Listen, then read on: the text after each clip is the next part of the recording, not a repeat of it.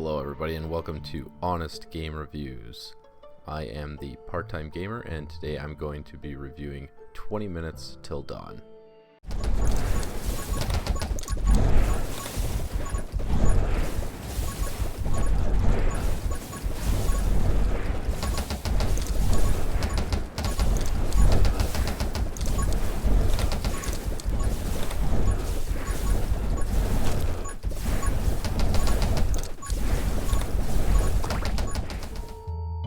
Released in June of 2022, 20 Minutes Till Dawn is a survival roguelite game in which endless hordes of creatures lurk from the dark.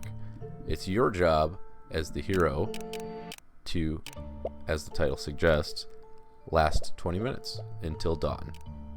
Published by solo developer Flan or Flanny, 20 Minutes Till Dawn uses the vampire survival style of gameplay, which revolves around you, the hero, blasting your way through endless hordes of enemies trying to survive for an allotted period of time, all while gaining power-ups and currency throughout your adventure.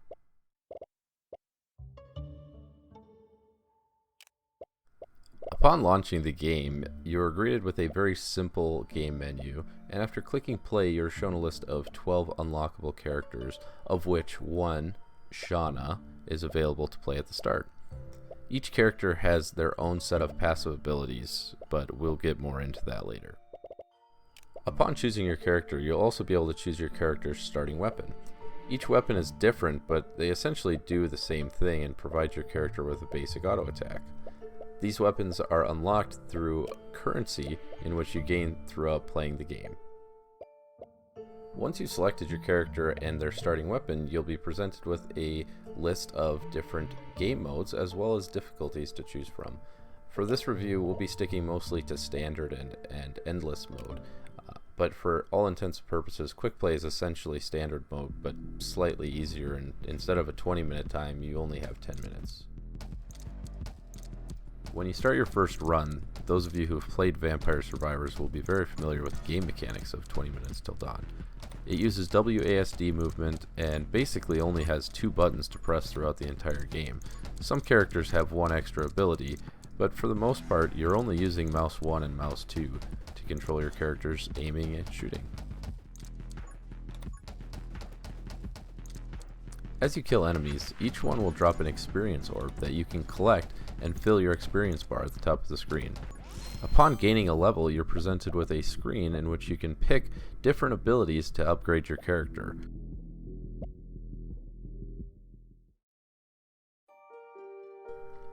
The power-ups gained are generated at random, and as you progress through the game you'll unlock more and more of these power-ups, allowing your character to scale with the increased number and power of the enemies that spawn. Many of these abilities actually have synergy with each other, such as upgrades to your summons, increased firepower for your weapon, or health regeneration. Progressing further still, you'll see new monsters begin to spawn, and eventually, usually around the 5-minute mark, bosses will begin to spawn as well.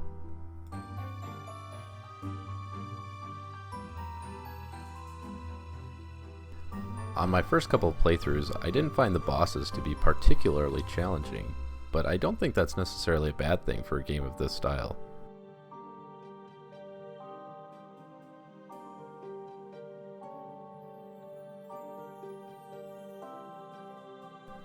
When you inevitably do end up dying, you're met with a score summary detailing your run and the amount of currency that you gained throughout that run. This is the currency that we use to purchase characters, starting weapons, and runes to help us power up for our next run.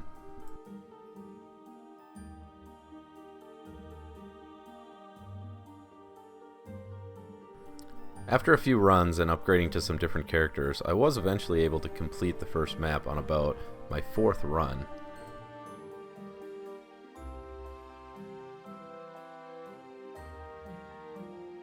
And remember what I said about characters having different passive abilities? Well, one of the characters in particular, Lilith, is a summoner. Her passive ability allows her to summon a spirit when enemies are killed, and these spirits chase down nearby enemies and deal some damage to them. I found this to be particularly potent on the first map where there's a lot of monsters.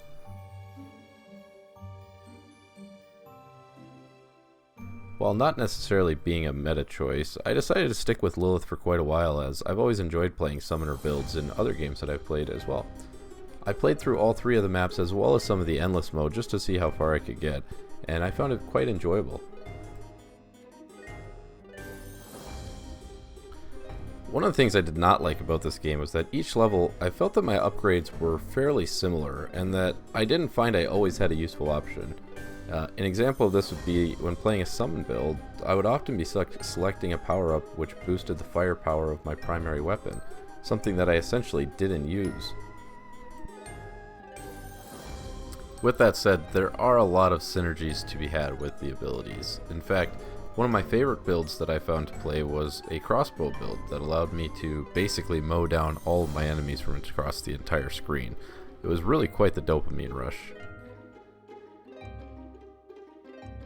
Between upgrading my characters, the art style, and the music, I found 20 Minutes Till Dawn to be quite an enjoyable experience, albeit not life-changing.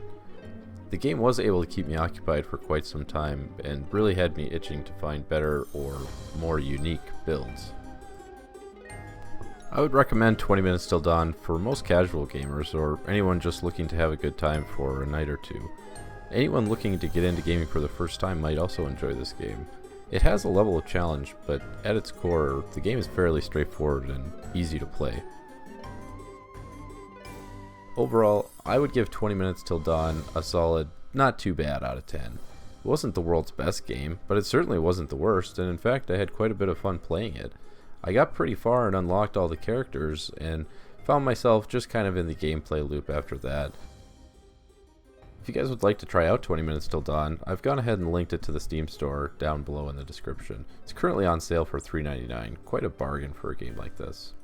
I've also linked Flan's Twitter, so if you would like to go say hi and tell him what you think of the game, you can do that there as well. Finally, I just wanted to thank you all so much for watching, and I hope that you'll join me next time on my next Honest Game review.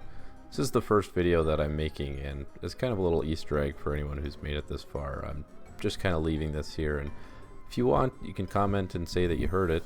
I'll probably go back and look at this in a year from now and maybe have some fond memories. But like I said, I just want to thank you all so much for watching, and I hope to see you next time.